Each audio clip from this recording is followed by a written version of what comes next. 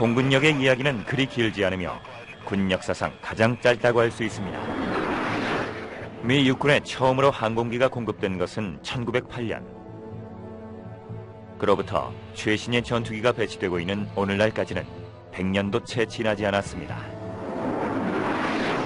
그러나 전투기는 그 짧은 시간에 전쟁을 판가름하는 중요한 무기로 자리 잡았습니다. 전투기는 전투를 3차원적으로 바꿔놓았고 그렇게 되면서 교전 법칙도 무너지게 되었죠. 전투기, 폭격기, 선도기, 첩보기, 수행 임무에 따라 제각각 발전되어 왔습니다. 이들은 전쟁에서 사용되는 무기일 뿐 아니라 전쟁을 끝낼 수도 있으며 또한 전쟁을 예방하는 역할도 했습니다. 우리 시대 전쟁과 평화의 역사는 전투기의 역사와 그 궤를 같이 하고 있죠.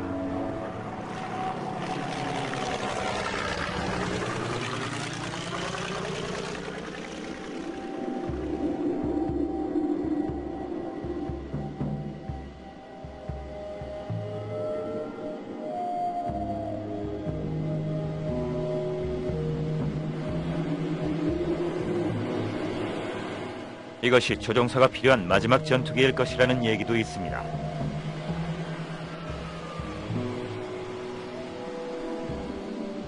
이제 항공기는 스스로 날 수 있을 뿐 아니라 스스로 길을 찾아갈 수도 있습니다. 랩터는 스스로 볼 수 있고 스스로 생각까지 할 수 있죠. It's all done by computers. I flip a switch, it says, hey, I want to slow the aircraft down, and I don't know how it happens. So now the pilot is a limitation on a lot of different types of missions.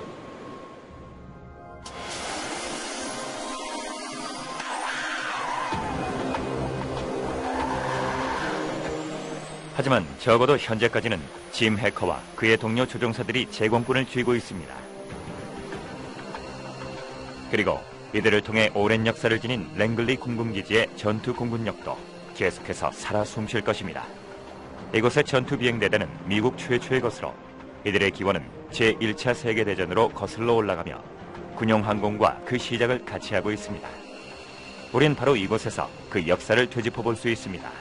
상자 모양의 종이연에서 스텔스 폭격기에 이르기까지 일련의 비약적인 기술 발전을 통해서 말이죠. 초창기 비행기가 점차 여러 역할을 수행하게 되면서 전투의 양상은 변화되었고 오늘날에 와서는 큰 세력을 형성하기에 이르렀습니다. 바로 공군입니다. F-21 랩터는 이러한 세력의 최전선에 있습니다.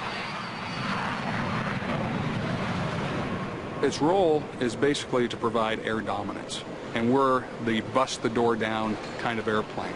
We shoot down these fighters that are now reaching parity with the F-15s, and we do that with them not even being able to detect us. Now that will enable other services, Army, Marines, Navy, etc., to come and bring the fight to the enemy. 오늘날 이런 군사 자산의 가치는 명백하지만 1903년만 해도 그렇지 못했습니다. 적어도 미 육군에서는 그랬죠. 노스캐롤라이나의 작은 마을인 키티오크에서 최초로 동력 비행에 성공한 후 비행기를 발명한 이들은 정부의 지대한 관심을 기대했습니다. The Wright brothers, I think from the very start, were very well aware of the potential military value of their airplane. Once they realized that it would fly and could stay in the air, they turned to the Army. The only plausible customer was going to be the military of a great government who would pay the $100,000 they were asking for it. 하지만 미국 정부는 비행기에 관심이 없었습니다. 1903년에는 전쟁의 위협이 없었으니까요. 라이트 형제는 자국 정부의 무관심에 상당히 도전적으로 반응했습니다. The Wright brothers dismantled their aircraft and stored it away until they made enough contacts in Europe in 1907, 1908 to go to Europe and fly. 최초의 동력 비행을 통해 라이트 형제는 대단한 뭔가를 시작했습니다.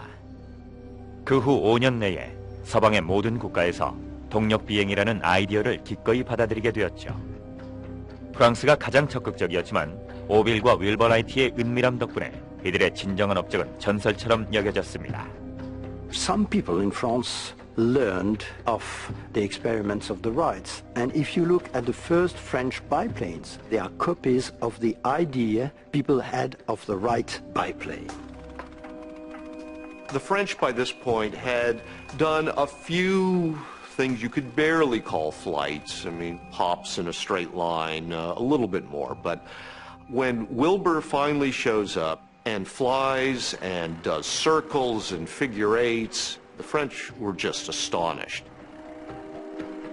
그렇다면 1908년에 라이트 형제가 선보인 것은 도대체 무엇이었을까요?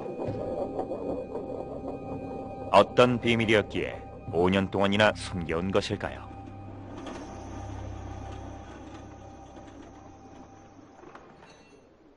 이곳 버지니아주 워렌튼에 있는 라이트 익스피리언스의 기술자들은 라이트 형제의 오리지널 노트와 계산식에 근거해 그들이 만들었던 초창기의 비행기를 다시 제작하고 있습니다. 이런 방법들을 통해 이들은 라이트 형제가 깨달은 사실들을 라이트 형제의 방식대로 알아가고 있죠. This was aviation at its very, very beginning. At the beginning of anything, it's dangerous. With us, we fully understand. With authentic airplanes comes authentic risk. 당시의 항공 선구자들은 비행기가 일단 공중에 뜨면 비행기와 엔진, 조종사에게 무게중심이 생긴다는 사실을 알았습니다. 그렇게 되면 날개의 각도에 따라 비행기가 떠 있을 수도 있고 혹은 땅에 떨어질 수도 있습니다. 이를 바듬각이라고 부릅니다. 문제는 그 각도가 얼마인지 알 만큼 오랫동안 공중에 떠 있는 사람이 아무도 없었다는 것이었죠. 윌버 라이트는 이 문제를 매우 단순하고 독창적으로 접근했습니다. 무중력 실험을 위해 그는 비행기를 옆으로 눕혔습니다. 자유롭게 돌아가는 자전거 바퀴 양쪽에 두 개의 철판을 고정시킨 것이었죠. 오른쪽 철판은 비행기에 작용하는 항력을, 왼쪽 철판은 날개를 의미했습니다. 자전거가 속도를 내서 달리게 되면 이 둘이 균형을 이루는 지점이 생깁니다. 날개가 어떤 각도를 취했던 간에 그 각도가 되면 실질적으로 날개되었고 이륙하기에도 적합한 각이었던 것이죠.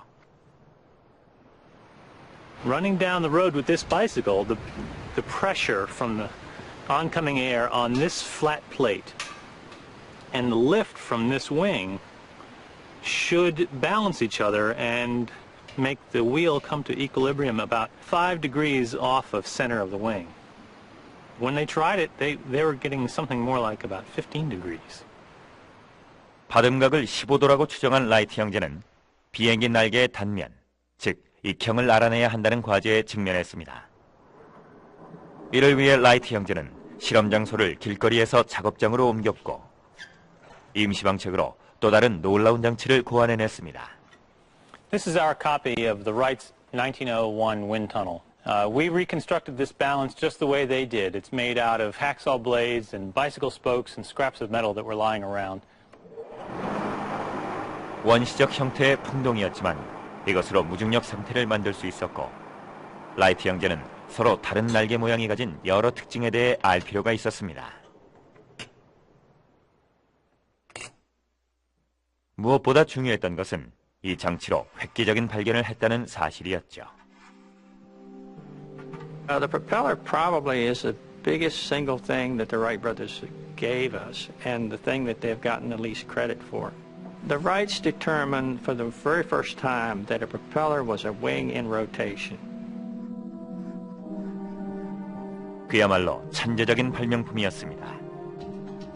하지만 모두가 프로펠러를 그저 배 프로펠러처럼 회전식 노나 스크류 정도로만 여겼죠. 하지만 회전 날개는 떠오르기 위해선 정확한 각도를 갖추어야 합니다. 하지만 날개의 안쪽보다 바깥쪽이 훨씬 빠르게 움직이므로 효율성을 극대화하기 위해선 바듬각이 날개의 각 위치에 맞게 점차 달라져야 합니다. 그렇게 했을 때 바로 오늘날의 프로펠러가 되는 것이죠.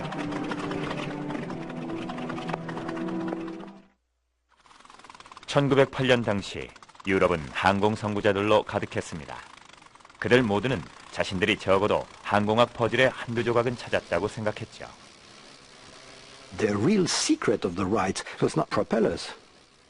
Reciprocal engine? Of course, no. Not even the ailerons or the roll control. All this was invented before. To my opinion, what did the Wright was inventing flying.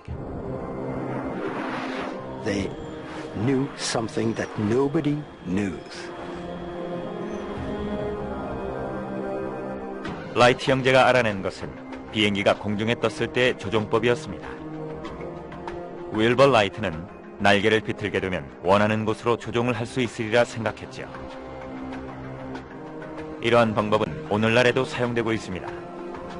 공중에 뜨는 것이 지금까지의 도전이었다면 공중에 머무를 수 있는 것은 진정한 승리였습니다.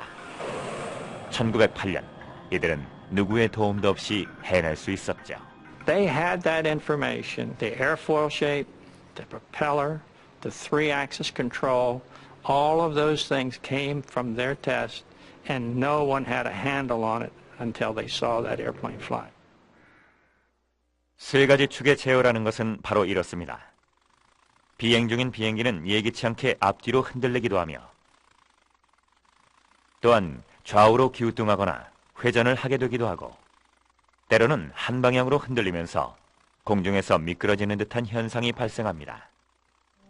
이런 위험한 상황들을 제어하는 방법이 밝혀지자 마침내 비행이 가능해진 것이었죠. 세계적으로 인정을 받은 라이트 형제는 마침내 미국 정부로부터도 인정을 받았습니다. 그리고 그 해인 1908년 미 육군에서는 라이트 플라이어호를 도입하게 되었죠. 바로 세계 최초의 전투기였습니다. America may be the birthplace of aviation, but the French are the ones who raised the aeronautical child because of the pressures of trying to keep ahead of everyone else in Europe. The Germans will deflect and develop dirigibles. The British are hoping being on the island will protect them from all of this, and they realize later nothing can save you from aviation when Blériot flies the English Channel. 1909년 7월 25일 프랑스의 항공선구자 루이 블레리오가 도보에 내리자 영국은 더 이상 섬이 아니었습니다. 그는 영국 해협을 건넜지만 25마력 엔진의 그의 비행기는 보잘것없었으며 더 이상의 비행은 불가능했습니다. 하지만 보다 강력한 비행기가 등장했을 때 어떤 위협이 될 수 있는지는 이번 횡단으로 충분히 보여줄 수 있었습니다. 그는 런던까지도 갈 수 있었으니까요. 이는 유럽의 군사력에 경종을 울리는 것과 같았죠. 효율적이고 가벼운 엔진은 항공 발전에 있어서 두 번째로 맞서야 할 기술적 과제였습니다. The internal combustion engine was still a relatively recent invention. The engines were made of steel. They were water-cooled, and of course the weight of the radiator and water added enormously to it. To reduce the weight of it to work an aeroplane was really quite a challenge. 순행식 엔진은 비행에 적합하지 않았지만 그 대신 놀라운 대안이 등장했습니다. 1909년 프랑스의 일부 엔지니어들은 자체 냉각식 로터리 엔진을 사용하기 시작했죠.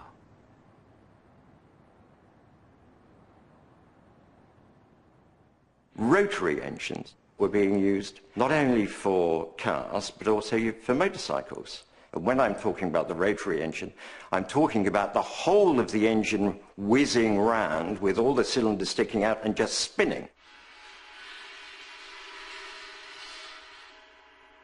바로 이것이 해결책이 될 수 있었습니다. 여전히 똑같은 내연기관이지만 실린더는 중앙축 주위에 놓이게 되고 실린더 내부의 피스톤은 엔진을 빠른 속도로 회전하게 만듭니다. 그리고 비행기의 프로펠러는 엔진에 직접 장착되죠. By revolving, the finned cylinders were very well cooled, so it saved the problem of having to water cool an engine, which reduced the weight of the engine.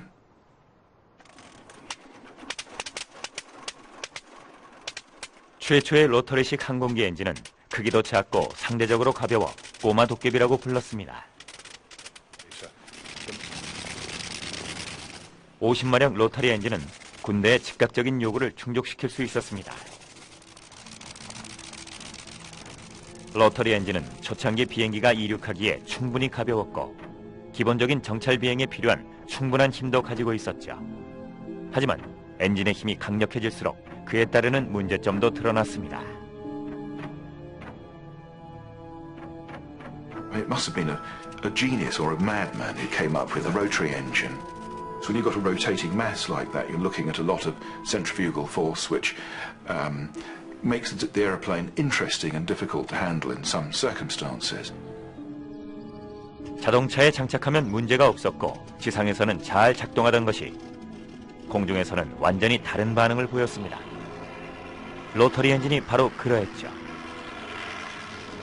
It's difficult to turn the aircraft, it's difficult to pitch the aircraft, and when you do pitch and turn it, the movement of the aircraft is 90 degrees away from where you want it. 캠브리지 대학교의 휴 헌트 박사는 초창기 비행사들을 곤란하게 했던 힘의 정체를 알고 있습니다. This tennis ball weighs a few hundred grams, and I've got a 2 kilogram weight here, which is pretty heavy. I can lift that weight off the table with the tennis ball by spinning it around. 헌트 박사는 회전으로 생기는 힘이 90도 방향으로 방향을 틀어서 직각에 있는 물체에 영향을 미치는 것을 보여줍니다. The force is at right angles to the motion. I have here a gyroscope, and inside there's quite a heavy rotor. And this rotor, you can imagine, is the engine.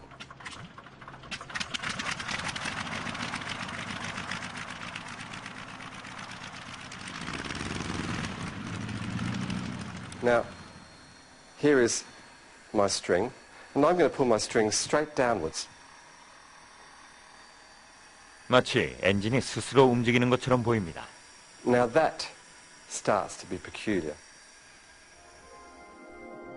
이러한 결과는 영국의 전투기 서브위드 카멜에 가장 치명적으로 작용했습니다. 150마력의 강력한 엔진을 가졌으며 무게는 다른 비행기의 절반밖에 안 됐던 카멜은 아주 민첩하고 강력한 전투기였지만 비싼 값을 치러야 했습니다. The problem with the Sopwith Camel is that although it was the most successful airplane in terms of victories, half of the pilots that died in that airplane died in takeoff and landing accidents because it was so difficult to maneuver. 비행 훈련을 받고 전투에 참가한 조종사들에게 실수가 용납될 여지는 없었습니다. Let's suppose the pilot decides to do a right-hand turn. Well, the plane nosedives.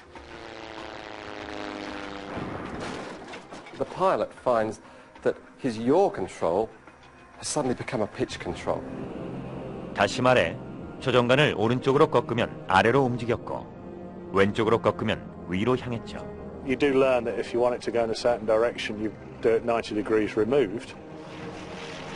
때때로 위험한 상황에서 벗어나려다가 더 큰 위험에 빠지기도 했죠. The pilot then tries to respond in some way to what's happening.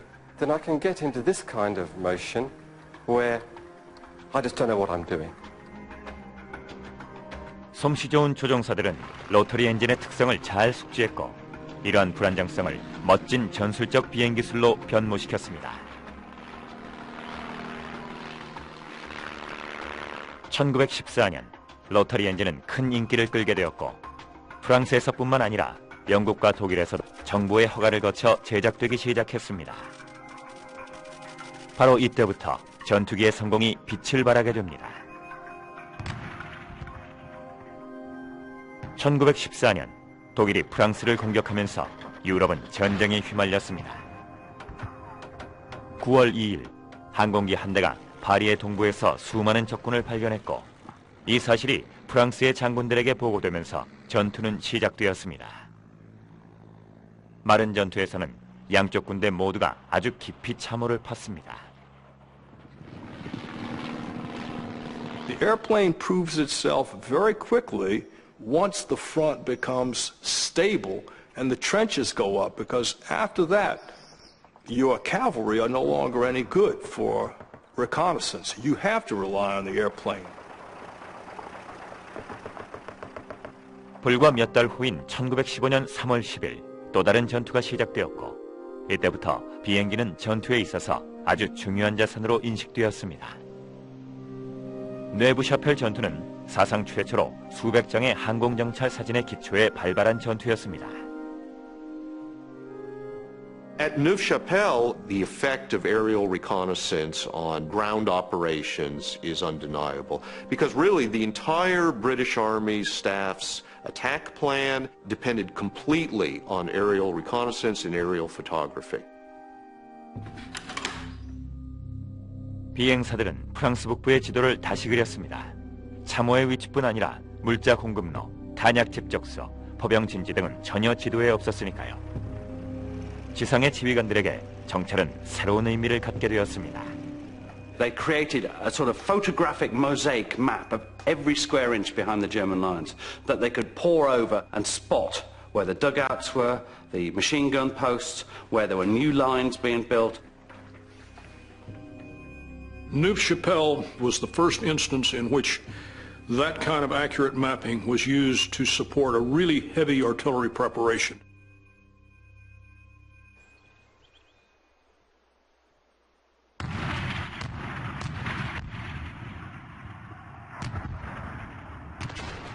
비행기는 항공정찰 임무 외에 포병대를 지원하는 역할도 수행했습니다. What they would do is fire one in the general direction of the target and let an aerial spotter using Morse code sending corrections back to the battery. The airplane was the artillery's eyes. And so the two things together, aerial reconnaissance and artillery observation, meant that the Royal Flying Corps was performing for the first time the role that it would do for the next 3 or 4 years. 뇌부샤펠에서 전쟁의 성격은 완전히 바뀌었습니다. 하늘에서 감시하는 정찰기는 전투를 입체적으로 만들었고 양측의 지휘관들에게도 새로운 과제를 부여했습니다. 바로 적의 눈을 가리는 것이었죠. 오늘날의 전투기는 그야말로 빈틈없이 무장하고 있습니다. 하지만 뇌부샤펠 전투에서는 그렇지 않았죠. 당시 전투기들의 우선순위는 정보를 수집하는 것이었으며 무장은 뒤늦게 생각해낸 아이디어였습니다. This is actually an RFC issue pistol from the First World War. Looking at the back of it, it was issued to 48 Squadron in May 1916, so it's a pretty early piece. They had shotguns in the early stages of the war, and really very little damage was done until someone had the bright idea of fixing a machine gun to the aircraft. Right, these are the two guns available to the RFC at the beginning of the First World War. This particular one is a Vickers heavy machine gun, and below it is the Lewis air-cooled gun, which is more of a machine rifle than a machine gun. The Lewis gun was generally used as a flexible gun on a scarf ring behind the pilot. Sometimes they were fitted on the top wing, right above the propeller arc, but they were awkward to get at, and that really didn't work very well. The gunner effectively had to stand up, aim the gun at the aeroplane in front, and of course clear the blockages that happened with the gun. So this was all going on in a kind of a 50-mile-an-hour gale. What you wanted to do is to actually fly the aeroplane at your target. Of course, the problem was that you couldn't fire the gun through the propeller for obvious reasons because you'd shoot the propeller off. 전쟁을 치르는 국가마다 보다 안전한 전방 발포식 기관총을 개발하기 위해 치열한 경쟁을 벌였습니다. 가장 먼저 성공하는 국가가 세계 최초의 전투기를 거머쥐는 것이었죠. 그 첫걸음은 전쟁 전부터 항공 부문에서 이미 유명 인사였던 한 신병으로부터 시작되었습니다. The birth of the fighter plane occurs in the mind of a pre-war French aviator, Roland Garros, an intensely patriotic Frenchman who didn't like the idea of his country having been invaded by the Germans. And he took it upon himself to find a way to seek revenge in the air. 가로스는 기술자를 시켜 비행기에 단단히 고정되어 있는 기관총의 사선을 따라 프로펠러 뒤쪽으로 정확하게 금속판을 설치하도록 했습니다. When the gun fired, if you were lucky, the bullet went through the propeller disc without hitting the propeller, and if it didn't, it hit the deflector plate and got deflected out of the way.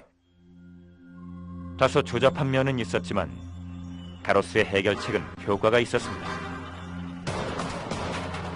When this single-seater flies straight at them, they're thinking, well, is he crazy? When we shall see him standing up, holding a gun, we shall move away. But he never stand up.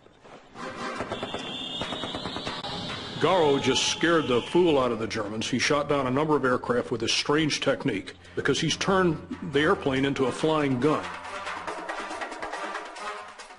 가로스는 약 2주 동안 3대의 독일군 비행기를 격추시켰지만 그의 운은 거기까지였습니다.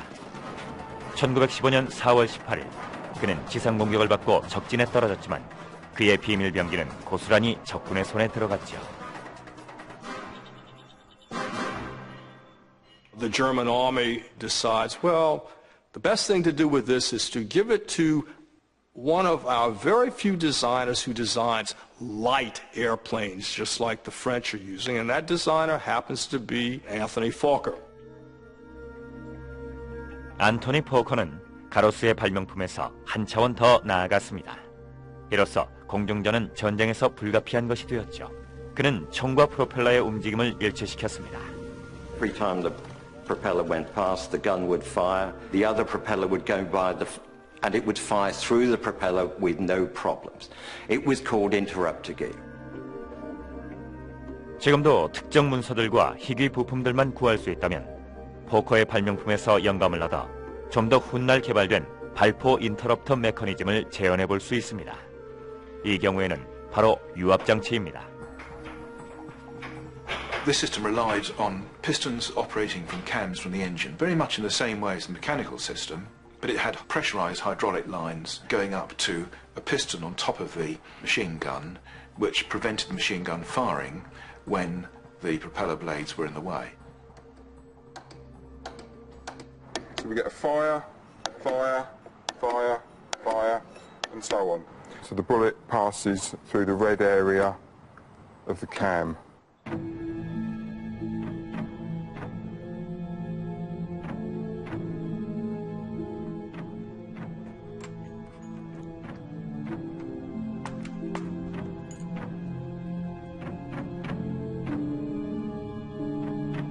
인터럽터 메커니즘은 정밀성과 미세한 조종을 필요로 했습니다. 조종사의 생사를 결정짓는 요소였으니까요.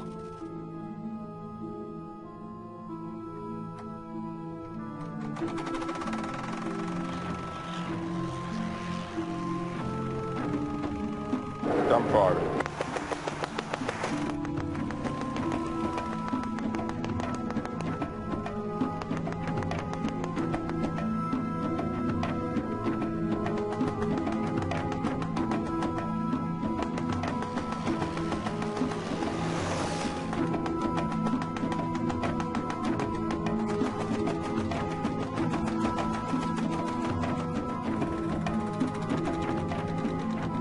세계 최초의 전투기 경쟁에서는 독일이 승리했습니다.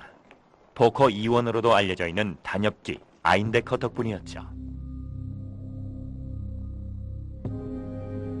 이 비행기는 1915년 여름 프랑스 북부의 하늘을 정복했습니다.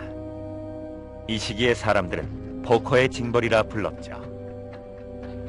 These are the first, in a sense, fighter planes because they have a synchronized machine gun, forward firing, and the air war begins. In the so-called Fokker scourge, they make it very difficult for the French and the British to conduct aerial reconnaissance. It proved very, very effective, and they completely dominated warfare for a few weeks or months until our own system had been developed. 몇 주 안 되어 새로운 전투기가 등장했습니다. 1915년에는 비행기 설계도가 거의 매일같이 제도판에서 사라지고 있었죠. 아인데커는 훌륭한 비행기가 아니었습니다. 적어도 전투기로서는 그랬죠. 워싱턴 대학교의 항공학과 학생들이 이제 4분의 1 크기의 아인데커로 안정성 실험을 할 예정입니다. 1915년에는 이 정도 규모의 풍동 테스트가 없었습니다.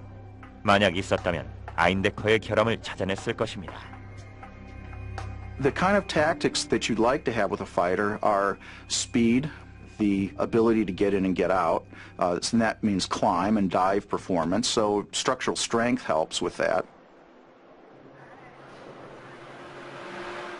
학생들은 과연 아인데커가 이러한 기준들에 적합한지 테스트를 했습니다. Okay, taking data. I mean, right now the wing's at positive angle of attack, so we have lift. A wing to fly has to have an angle of attack. That's the angle relative to the oncoming flow. Now when a pilot starts to climb, we have to increase the angle of attack. You can see how the drag on the wires is stretching the wires on the top back a little bit with the lift too. 라이트 형제가 세운 기본 원리와는 달리 아인데커는 조금이라도 상승 각도를 높이면 위험에 빠지곤 했습니다. 순식간에 양력을 잃고 조정에 필요한 속도를 확보하지 못하게 됐죠. It's pretty high. Bring it down about 4 inches or so. In the Eindecker, if you have a sharper leading edge, when you get to a certain angle of attack, rather than the separation starting at the trailing edge, it starts immediately at the leading edge. And boom, all of a sudden you're flying, the next minute, slightly higher angle of attack, you're no longer flying. I don't know if we want to go much higher. The result could be a fatal spin even. I mean, it could be that catastrophic.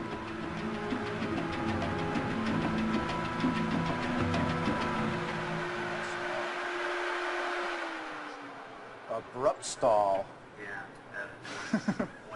That was like, wow. 세계 최초의 전투기는 적에게도 위험했지만 조종사에게도 위험했던 것입니다. An airplane like the Eindecker against an airplane that would come out as little as a year later was nothing. I mean, it couldn't compete. In fact, barely compete with its own contemporaries. But it was that forward-firing machine gun that made such a big difference.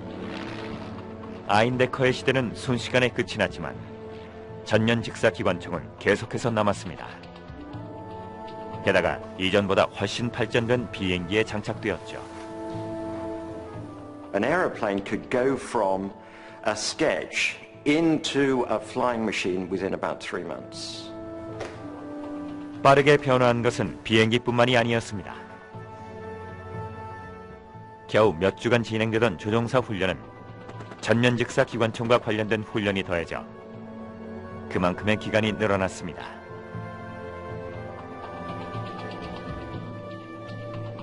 Oswald Belke, the preeminent German fighter tactician, the first real codified rules of aerial combat. Instructed his pilot to fly grouped, with mutual protection, with a lot of speed, with the position of the sun in the back. Never engage in combat until you've secured every possible advantage. Come in by surprise, make your shots and get out. Shoot at very close range and go away, whatever you achieve.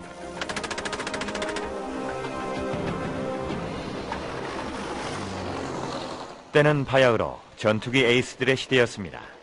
하늘의 기사들이 끊임없이 사투를 벌이는 시대였죠. 각국의 챔피언이 존재했고 챔피언들은 기록 세우기에 여념이 없었습니다. 영국의 경우 빌리 비숍은 혼자서 72대의 적기를 격추시켰고 알버트 볼은 44대를 격추시켰습니다. 프랑스의 르네 퐁크는 75대를 격추시켰고 조르즈 기네멘은 53대를 격추시켰죠. 미국에서는 에디 리켄베커가 26대, 독일에서는 최초의 에이스 오스발트 벨케가 40대를 격추시켰습니다. 그 중에서도 최고는 전설의 붉은 남자 만프레트 폰 리히트 호펜으로 무려 적기 80대를 격추시켰습니다. The ace is an invention of propaganda. It's good for the morale of population and it's good for the legend. So every country put in front of his aviator the aces. 전투기 에이스들은 영향력이 있어서 군수공장이나 무기사찰단을 찾아가 여러 가지 요구사항을 말할 수 있었습니다. 보다 빠르고 강력한 전투기를 찾는 이들의 계속되는 요구로 비행기 설계도 급진전했죠. A plane at the peak of performance and the best fighter on the front. In 2 or 3 months, if someone introduces a new fighter, will find itself lagging behind. 리히트 호펜은 자신이 직접 안토니 포커의 신형 삼엽기 개발에 참여했습니다. 프랑스의 에이스인 조르주 기네메는 자신의 총을 장착한 자신만의 스패드기를 가지고 있었죠. 전투기 설계에 새로운 바람이 불면서 조종사의 요구와 임무의 필요에 따라 전투기가 맞춤 제작되었습니다. 1916년에서 1917년까지 서부 전선에서는 여러 전투기들이 모습을 드러냈고 이들은 서로를 앞서기 위해 치열한 경쟁을 벌였습니다. 그때 리히트호펜이 조종하면서 몇 주간의 영광의 시기를 맞게 된 또 하나의 전투기가 등장했습니다. 1917년 봄 세상에 등장한 이 전투기는 역사에 길이 기억되고 있는 피해 4월의 주역이 됐죠. The Albatross D1, quickly followed by the D2 and the D3, they're solidly built, highly maneuverable.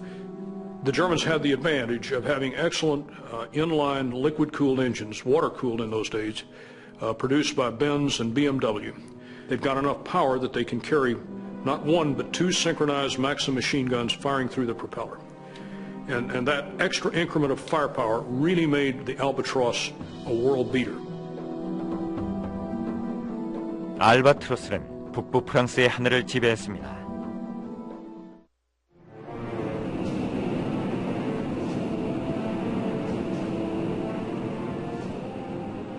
By the spring of 1917, fighter-on-fighter mass combats are a reality of war in the air, and they're a necessity for war on the ground.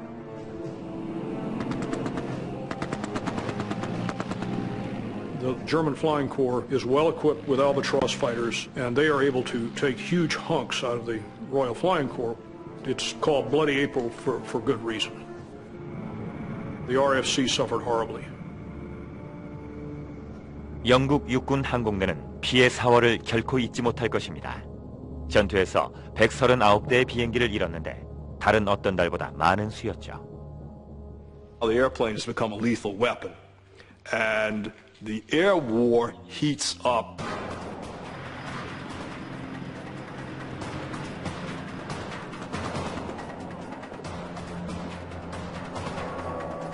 북부 프랑스의 하늘은 수많은 전투기들이 제공권을 장악하기 위한 전투를 벌이면서 거의 묵시록의 한 장면을 연상케 했습니다.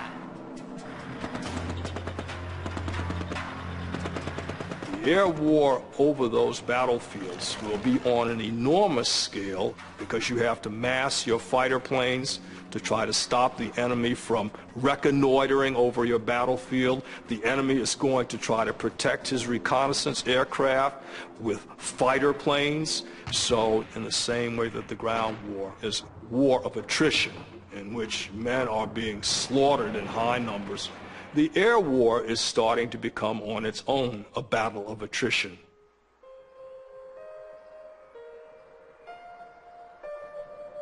리히트호펜은 피해 4월에 홀로 18대의 비행기를 추가로 격추시켰습니다.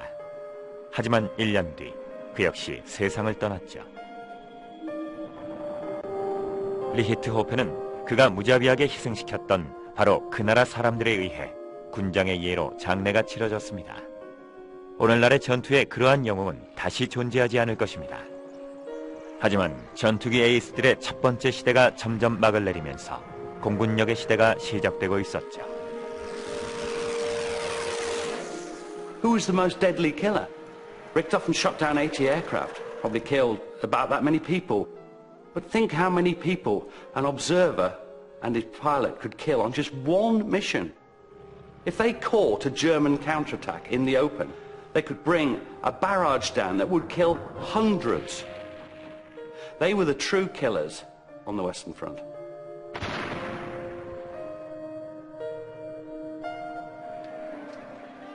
전투기는 정찰기라면 절대 불가능했을 방법으로 대중의 상상력을 사로잡았습니다. 하지만 국가적 영웅들의 사망으로 국민들이 애도하는 동안 양측의 군사 전략가들은 모든 면에서 공군력의 효율성을 최고로 가져오는데 눈을 뜨기 시작했습니다.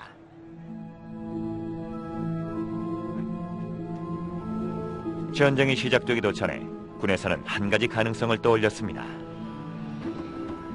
바로 폭격기였죠. 1914년 당시 비행기는 그리 튼튼하지 못했고 엔진도 강력하지 않았지만 시도의 의지는 꺾지 못했습니다. They It started off by dropping literally artillery shells with fins on the end. That's how it all started. The pilot and the observer in the observing aeroplane thought, would it be good if we could just drop a shell directly onto the enemy below? This is probably the earliest British bomb I've got, which was a handheld one, and this would have been chucked over the side of the aeroplane. Inside here is a propeller, and that was held in place with a thin piece of wire that, as soon as a bomb dropped, it broke, and this sent the propeller spinning and effectively armed the detonation system on it. That was developed into bombs. Of course, they got heavier, and hoiking them out of the aircraft and dropping them over the side was no longer a practical proposition. 1914년 서부 전선에서는 폭탄을 탑재할 만큼 거대하거나 강력한 비행기가 존재하지 않았습니다. 하지만 동부에서는 독일인들이 전혀 다른 전쟁을 치르고 있었죠. 이들은 진취적인 한 명의 러시아 청년 때문에 정신을 차릴 수 없었습니다. 바로 젊은 이고르 시코르스키였죠. Sikorsky, before the war began, had developed something which, even to our eyes today, looks like a prototypical heavy bomber. 4-engine plane, something quite extraordinary at the time, could carry something like a crew of 10, significant payload, significant range. The Ilya-Murames is startling for its time because it had an enclosed cockpit and passenger compartment. Inside, he had a table with linen on it with wicker chairs. There was lighting inside of the passenger compartment. The interior of the cabin was also heated, which is unbelievable for the time. This is 1914. And you could walk out on the upper part of the fuselage and stand atop the Ilya-Murames and look out as the plane cruised at 3,000 to 5,000 feet. And when you think of the enormity of the Russian landscape, the Russians thought of big airplanes, airplanes with range, capacity. It's not like living in Belgium. 시코르스키의 비행기가 뛰어난 폭격기임이 증명되자 독일로서는 큰 문제가 아닐 수 없었습니다. 서유럽의 연합군에게는 다행스럽게도 그런 폭격기는 한참 후에야 등장했습니다.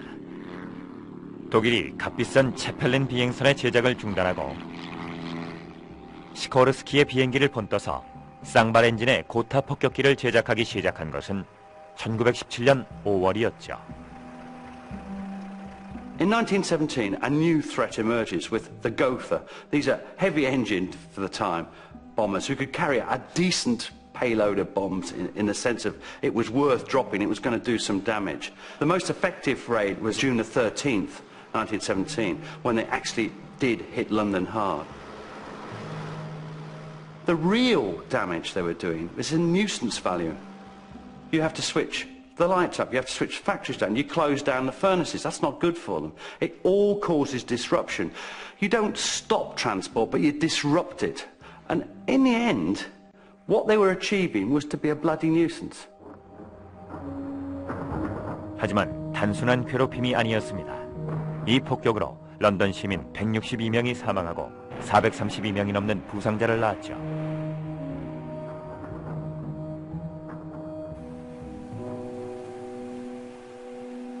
독일의 폭격기는 의도한 바는 아니었지만 세계의 역사를 다시 쓰게 만들었습니다.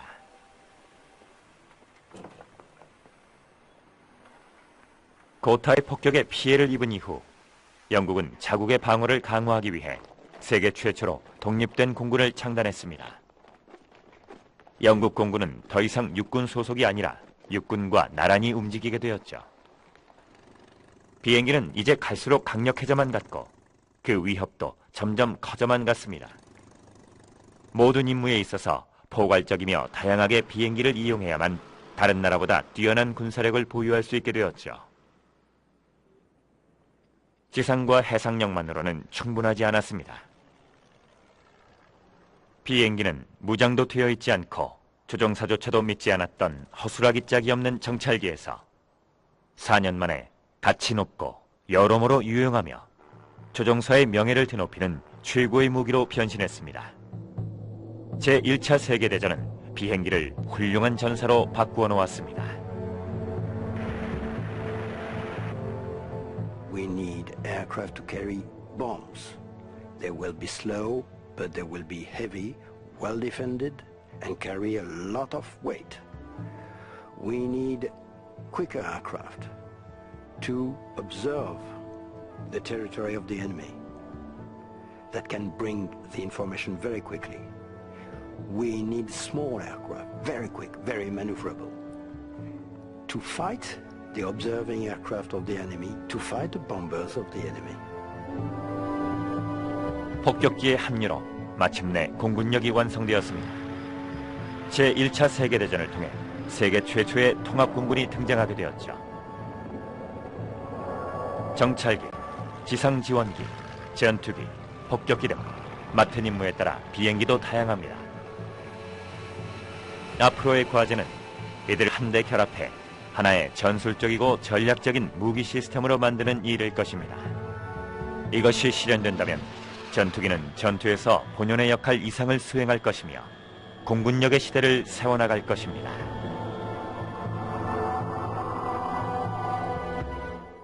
Off of center of the wing.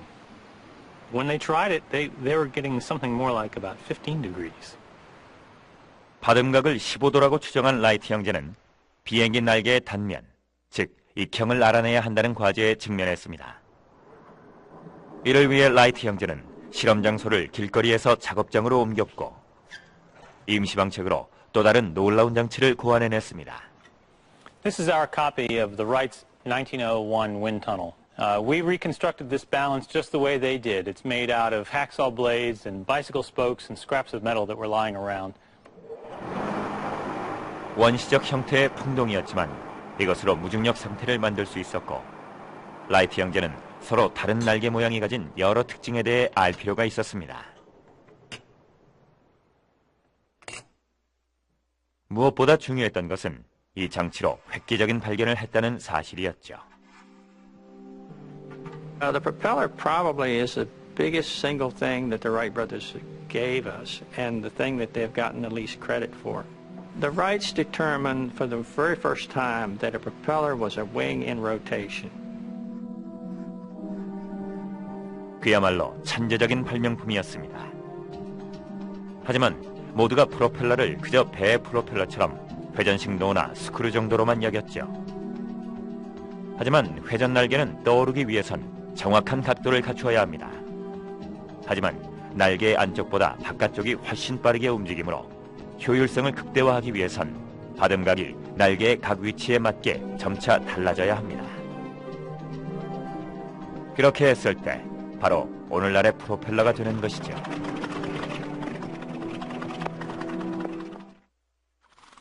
(1908년) 당시 유럽은 항공 선구자들로 가득했습니다. 그들 모두는 자신들이 적어도 항공학 퍼즐의 한두 조각은 찾았다고 생각했죠. The real secret of the Wrights was not propellers. Reciprocal engine? Of course no. Not even the ailerons or the roll control. All this was invented before. To my opinion, what did the Wright was inventing flying. They knew something that nobody knows. 라이트 형제가 알아낸 것은 비행기가 공중에 떴을 때의 조종법이었습니다. 윌버 라이트는 날개를 비틀게 되면 원하는 곳으로 조종을 할 수 있으리라 생각했죠. 이러한 방법은 오늘날에도 사용되고 있습니다. 공중에 뜨는 것이 지금까지의 도전이었다면 공중에 머무를 수 있는 것은 진정한 승리였습니다. 1908년 이들은 누구의 도움도 없이 해낼 수 있었죠.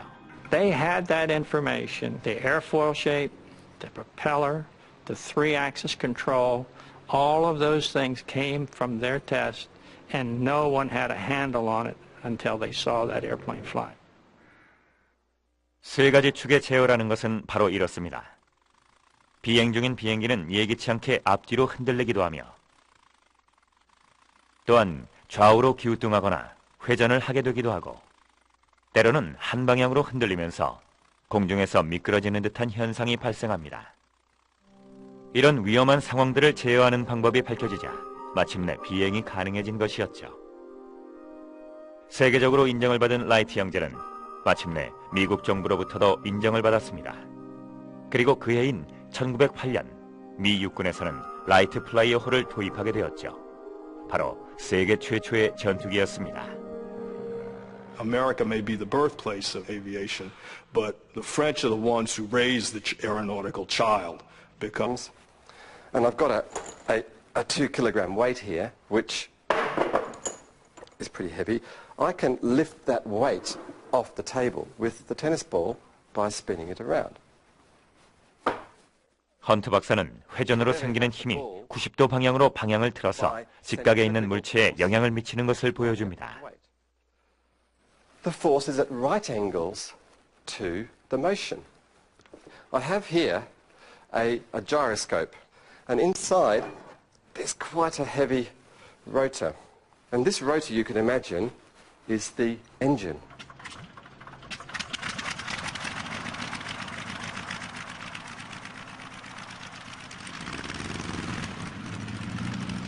Now, here is my string, and I'm going to pull my string straight downwards. 마치 엔진이 스스로 움직이는 것처럼 보입니다. Now that starts to be peculiar. 이러한 결과는 영국의 전투기 서비드 카멜에 가장 치명적으로 작용했습니다. 150마력의 강력한 엔진을 가졌으며 무게는 다른 비행기의 절반밖에 안 됐던 카멜은 아주 민첩하고 강력한 전투기였지만 비싼 값을 치러야 했습니다. The problem with the Sopwith Camel is that although it was the most successful airplane in terms of victories, half of the pilots that died in that airplane died in takeoff and landing accidents because it was so difficult to maneuver. 비행 훈련을 받고 전투에 참가한 조종사들에게 실수가 용납될 여지는 없었습니다. Let's suppose the pilot decides to do a right-hand turn. Well, the plane nosedives. The pilot finds that his yaw control has suddenly become a pitch control. 다시 말해 조종관을 오른쪽으로 꺾으면 아래로 움직였고 왼쪽으로 꺾으면 위로 향했죠. You do learn that if you want it to go in a certain direction, you do it 90 degrees removed. 때때로 위험한 상황에서 벗어나려다가 더 큰 위험에 빠지기도 했죠. The pilot then tries to respond in some way to what's happening. Then I can get into this kind of motion where I just don't know what I'm doing. 솜씨 좋은 조종사들은 로터리 엔진의 특성을 잘 숙지했고 이러한 불안정성을 멋진 전술적 비행 기술로 변모시켰습니다. 1914년 로터리 엔진은 큰 인기를 끌게 되었고 프랑스에서뿐만 아니라 영국과 독일에서도 정부의 허가를 거쳐 제작되기 시작했습니다. 바로 이때부터 전투기의 성공이 빛을 발하게 됩니다. 1914년 독일이 프랑스를 공격하면서 유럽은 전쟁에 휘말렸습니다. 9월 2일 항공기 한 대가 파리의 동부에서 수많은 적군을 발견했고 이 사실이 프랑스의 장군들에게 보고되면서 전투는 시작되었습니다. 마른 전투에서는 양쪽 군대 모두가 아주 깊이 참호를 팠습니다. The airplane proves itself very quickly once the front becomes stable and the trenches go up, because after that, your cavalry are no longer any good for reconnaissance. You have to rely on the airplane. 불과 몇 달 후인 1915년 3월 10일 또 다른 전투가 시작되었고 이때부터 비행기는 전투에 있어서 아주 중요한 자산으로 인식되었습니다.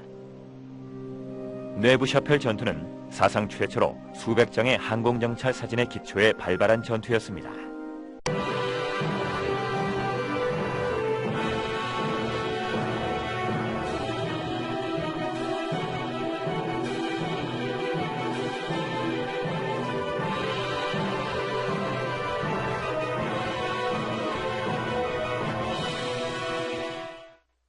Entry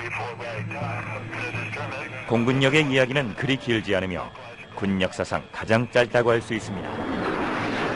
미 육군에 처음으로 항공기가 공급된 것은 1908년. 그로부터 최신의 전투기가 배치되고 있는 오늘날까지는 100년도 채 지나지 않았습니다. 그러나 전투기는 그 짧은 시간에 전쟁을 판가름하는 중요한 무기로 자리 잡았습니다. 전투기는 전투를 3차원적으로 바꿔놓았고 그렇게 되면서 교전 법칙도 무너지게 되었죠. 전투기, 폭격기, 선도기, 첩보기, 수행 임무에 따라 제각각 발전되어 왔습니다. 이들은 전쟁에서 사용되는 무기일 뿐 아니라 전쟁을 끝낼 수도 있으며 또한 전쟁을 예방하는 역할도 했습니다. 우리 시대 전쟁과 평화의 역사는 전투기의 역사와 그 궤를 같이 하고 있죠.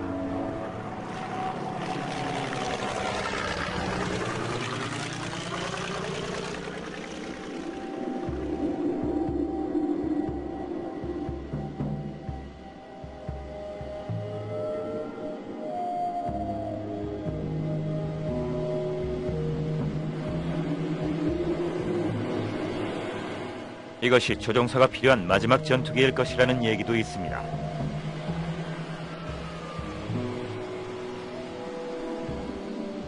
이제 항공기는 스스로 날 수 있을 뿐 아니라 스스로 길을 찾아갈 수도 있습니다. 랩터는 스스로 볼 수 있고 스스로 생각까지 할 수 있죠. It's all done by computers. I flip a switch, it says, hey, I want to slow the aircraft down, and I don't know how it happens. So now the pilot is a limitation on a lot of different types of missions.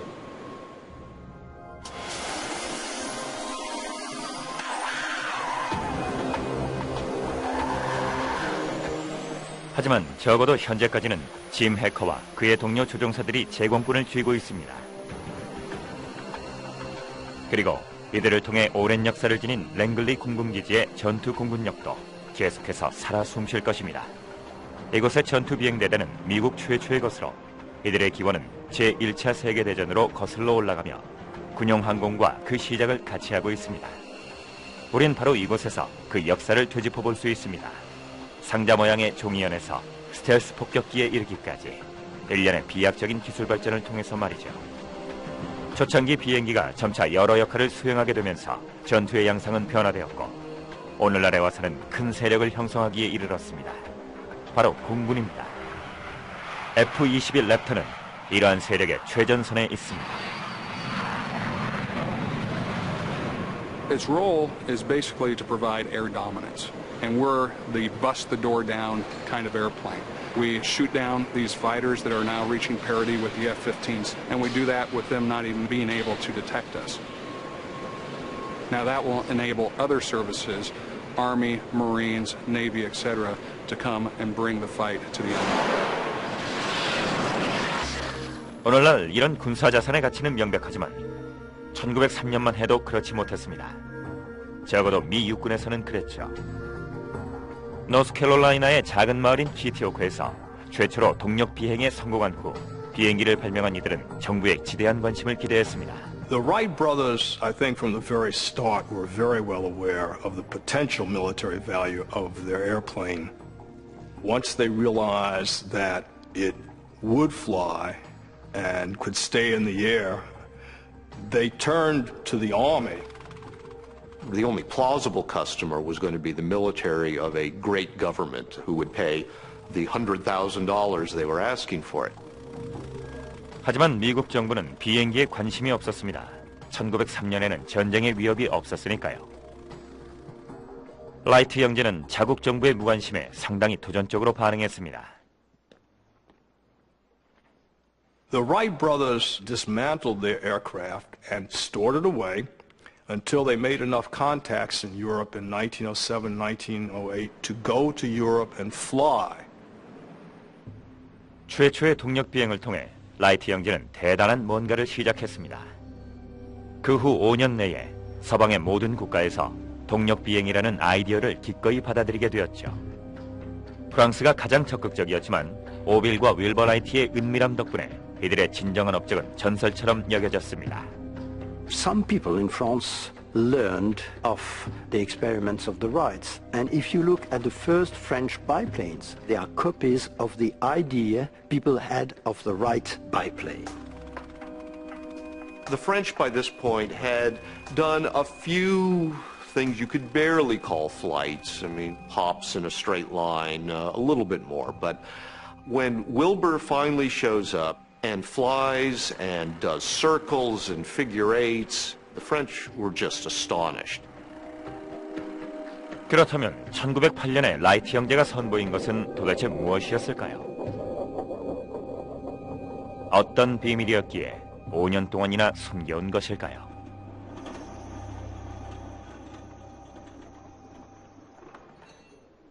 이곳 버지니아주 워렌튼에 있는 라이트 익스피리언스의 기술자들은 라이트 형제의 오리지널 노트와 계산식에 근거해 그들이 만들었던 초창기의 비행기를 다시 제작하고 있습니다. 이런 방법들을 통해 이들은 라이트 형제가 깨달은 사실들을 라이트 형제의 방식대로 알아가고 있죠. This was aviation at its very, very beginning. At the beginning of anything, it's dangerous. With us, we fully understand, with authentic airplanes comes authentic risk. 당시의 항공 선구자들은 비행기가 일단 공중에 뜨면 비행기와 엔진, 조종사에게 무게중심이 생긴다는 사실을 알았습니다. 그렇게 되면 날개의 각도에 따라 비행기가 떠 있을 수도 있고 혹은 땅에 떨어질 수도 있습니다. 이를 바듬각이라고 부릅니다. 문제는 그 각도가 얼마인지 알 만큼 오랫동안 공중에 떠 있는 사람이 아무도 없었다는 것이었죠. 윌버 라이트는 이 문제를 매우 단순하고 독창적으로 접근했습니다. 무중력 실험을 위해 그는 비행기를 옆으로 눕혔습니다. 자유롭게 돌아가는 자전거 바퀴 양쪽에 두 개의 철판을 고정시킨 것이었죠. 오른쪽 철판은 비행기에 작용하는 항력을, 왼쪽 철판은 날개를 의미했습니다. 자전거가 속도를 내서 달리게 되면 이 둘이 균형을 이루는 지점이 생깁니다. 날개가 어떤 각도를 취했던 간에 그 각도가 되면 실질적으로 날개되었고 이륙하기에도 적합한 각이었던 것이죠. Running down the road with this bicycle, the pressure from the oncoming air on this flat plate and the lift from this wing should balance each other and make the wheel come to equilibrium about 5 degrees. Of the pressures of trying to keep ahead of everyone else in Europe, the Germans will deflect and develop dirigibles. The British are hoping being on the island will protect them from all of this, and they realize later nothing can save you from aviation when Blériot flies the English Channel. 1909년 7월 25일 프랑스의 항공 선구자 루이 블레리오가 도보에 내리자 영국은 더 이상 섬이 아니었습니다. 그는 영국 해협을 건넜지만 25마력 엔진의 그의 비행기는 보잘것없었으며 더 이상의 비행은 불가능했습니다. 하지만 보다 강력한 비행기가 등장했을 때 어떤 위협이 될 수 있는지는 이번 횡단으로 충분히 보여줄 수 있었습니다. 그는 런던까지도 갈 수 있었으니까요. 이는 유럽의 군사력에 경종을 울리는 것과 같았죠. 효율적이고 가벼운 엔진은 항공 발전에 있어서 두 번째로 맞서야 할 기술적 과제였습니다. The internal combustion engine was still a relatively recent invention. The engines were made of steel. They were water-cooled, and of course the weight of the radiator and water added enormously to it. To reduce the weight of it to work in an aeroplane was really quite a challenge. 순행식 엔진은 비행에 적합하지 않았지만 그 대신 놀라운 대안이 등장했습니다.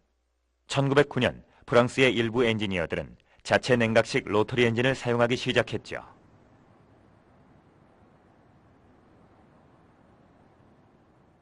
Rotary engines were being used not only for cars but also for motorcycles.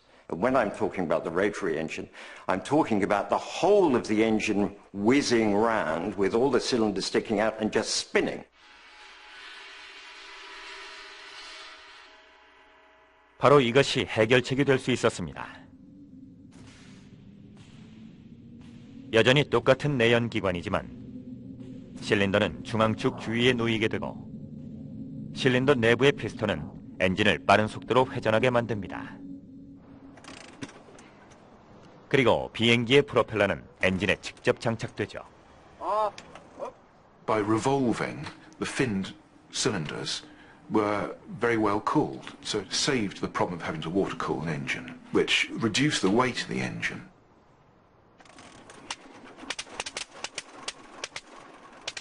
최초의 로터리식 항공기 엔진은 크기도 작고 상대적으로 가벼워 꼬마 도깨비라고 불렀습니다.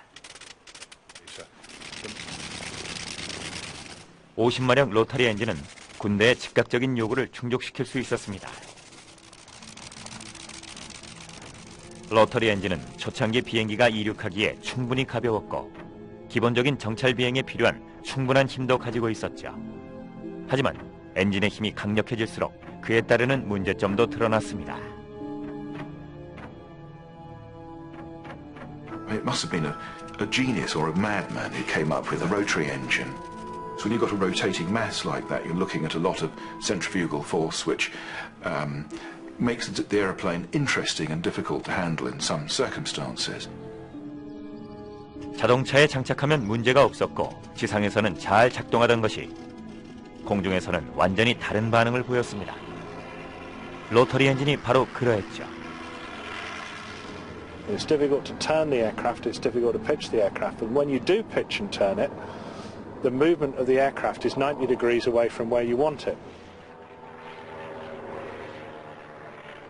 캠브리지 대학교의 휴 헌트 박사는 초창기 비행사들을 곤란하게 했던 힘의 정체를 알고 있습니다.